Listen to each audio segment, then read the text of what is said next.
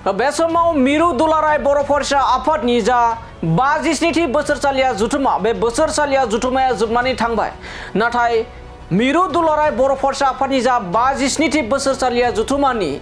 बोसोरसालिया जुथुमानि जा थान्दै मेल बे थान्दै मेला आद्रा जानानै दंमोन आरो बे आद्रा जानायनि गुबै जाहोनानो जाहैबाय गेवलां मेलाव हादरनि नखर मन्त्रि अमित शाह बिथाङा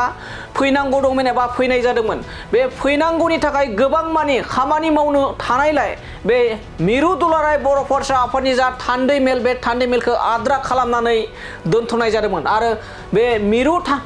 मिरु दुलाराय बर' फरायसा आफादनि जा थान्दै मेल आद्रा जानाय बे आद्रा जानानै थानाय थान्दै मेलखौ खुंफुंनो थाखाय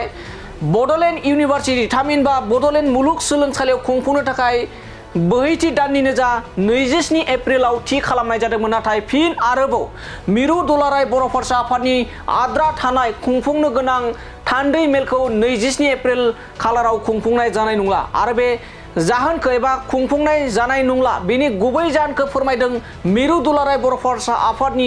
आफादगिरि दिपेन बर' बिथाङा। मानो होनना बुङोब्ला मख'नांगोन दि फैगौ 1 मे खालाराव बर' हारिनि गेजेराव मोनसे जारिमिनारि मोनसे हाबाफारि जानो थांगासिनो दं। बे जारिमिनारि हाबाफारियानो जाहैबाय हादोरनिनो राजधानियाव बड'फा उपेन्द्र नाथ ब्रह्म बिथांनि मुंजों दोंसे लामा बेखेवगोन। बे बाथ्राखौबो बुंना थांदोंमोन हादोरनि नखर मन्त्रि अमित शाह बिथाङा मिरु दुलाराय बर' फरायसा आफादनि बे बोसोरसालिया जुथुमायाव। बेखायनो 27 एप्रिल खालाराव जानो गोनां मिरु दुलाराय बर' फरायसा आफादनि थान्दै मेल बेखौ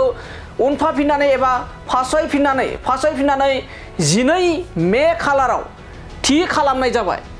फैगौ एबा बैथि बोसोरनि फैगौ मे दाननि 12 खालाराव मिरु दुलाराय बर' फरायसा आफादनि जा आद्रा थानाय थान्दै मेल बे आद्रा थानाय थान्दै मेलखौ खुंफुंनो थाखाय थि खालामनाय जाबाय होननानै दिनै मिरु दुलाराय बर' फरायसा आफादनि आफादगिरि दिपेन बर' बिथाङा खौरांगिरि मेलनि गेजेरजों रोखा फोरमायथिना होनायखौ बे समाव नुनो मोननाय जादों। बे समाव फिन फोरमायबावोदि मिरु दुलाराय बर' फरायसा आफादनि जा आद्रा थानाय थान्दै मेल बे थान्दै मेलखौ 27 एप्रिल खालाराव खुंफुंनो लाहार फाहार खालामनाय जादोंमोन। नाथाय माखासे एंगारहायै खामानि थाखाय फैगौ 12 मे खालाराव बे मिरु दुलाराय बर' फरायसा आफादनि आद्रा थानाय थान्दै मेलखौ खुंफुंनो थाखाय थि खालामफिननाय जाबाय। दानिया फैदो बिदिब्ला मिरु दुलाराय बर' फरायसा आफादनि 52थि बोसोरसालिया जुथुमा बे 52थि बोसोरसालिया जुथुमानि जा थान्दै मेल आद्रा थानाय बे थान्दै मेल आद्रा थानायखौ खुंफुंनो थाखाय फैगौ 12 मे खालाराव माबायदि थि खालामनाय जादों बेखौ जों मिरु दुलाराय बर' फरायसा आफादनि आफादगिरि दिपेन बर' बिथांनि खौरांगिरि मेलनिफ्राय आबुङै मिथिना लादिनि। दुलाराय बर' फरायसा आफादनि दाबि बायदियै थांनाय 6 डिसेम्बर 2024 पार्लियामेन्ट हाउसआव भारतनि नखर मन्त्रि अमित शाह बिथांखौ जों लोगो हमदोंमोन आरो बे लोगो हमनायनि समाव दुलाराय बर' फरायसा आफादा एकर्ड इमप्लिमेन्टेशनजों लोगोसे बड'फानि मुङै आलादा मोनसे मेम'रेन्डाम जों होदोंमोन जे बड'फानि मुङै गोदान दिल्लीयाव मोनसे लामानि बिमुं होनानै बड'फानि स्टेचुखौ गायसननांगौ होननानै आरो भारतनि नखर मन्त्रि बिथाङा 52थि दुलाराय बर' फरायसा आफादनि कनफारेन्सआव दतमायाव फैनानै बिथाङा कमिटमेन्ट होदोंमोन जे बे हाबाफारिखौ मावफुंगोन होननानै। दा जोंनिसिम खौरां सफैदों फैबाय थानाय 1 मे तारिखआव भारत सरकारा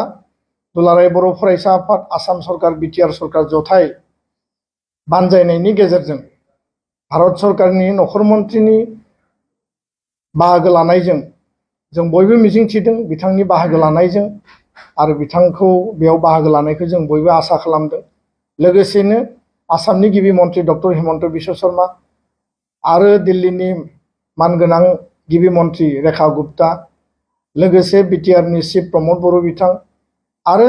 बिटिआर आरो आसामनिफ्राय गोबां एकाडेमिशियान गोबां माखासे इन्टेलेक्सुवेल्स जोंनि माहारियारि आफादफोरनि गौथुमफोरनि दैदेनगिरि बिथांमोन सरकारि बेसरकारि गासैनिबो बाहागो लानायजों बड'लेण्ड हाउसनि साखाथियावनो थानाय लाला लाजपत राय मार्गजों जि मेन रडनिफ्राय ओंखारनानै इउ टार्न 835 मिटार गोलाव आरो 50 फुट गुवार बे लामाखौ बड'फा उपेन्द्र नाथ ब्रह्म मार्ग बिमुङै बेखेवनाय जासिगोन आरो लोगोसे बेयाव थानाय गल चक्कराव बड'फानि मुसुखाखौ बेयाव बेखेवनाय जागोन आरो बे हाबाफारिखौ मावफुंनायनि थाखाय दुलाराय बर' फरायसा आफादा हाबा मावगासिनो, भारत सरकारा हाबा मावगासिनो, बिटिआर आरो आसाम सरकाराबो हाबा मावगासिनो दङ। दा मोनसे गोजोनथाव खौरां दतमा इउएन एकाडेमि फरायसालिया लानानै फैदों मोनसे गोजोनथाव खौरां। नंगौ, दतमा इउएन एकाडेमि फरायसालिया लानानै फैदों बेसेन नाङै मुं थिसननाय। दतमा इउएन एकाडेमि फरायसालिया 2025-26 सोलोंथाइ बोसोरनि थाखाय केजि 1 निफ्राय थाखो 8 सिमनि थाखाय बेसेन नाङै मुं थिसननाय होगासिनो दं आरो बिथराय आरो फाइलिनि थाखाय फर्म बिलाइनाय आरो मुं थिसननायाबो सोलिगासिनो दं।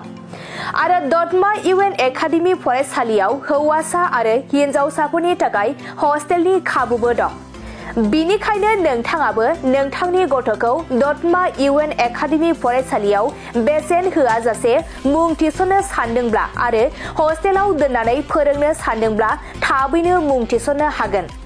आरो नोंथाङा आबुङै मिथिनो थाखाय नैबे 7002660387 जानबुं नम्बराव कल खालामना खौरां लाहरनो हागोन।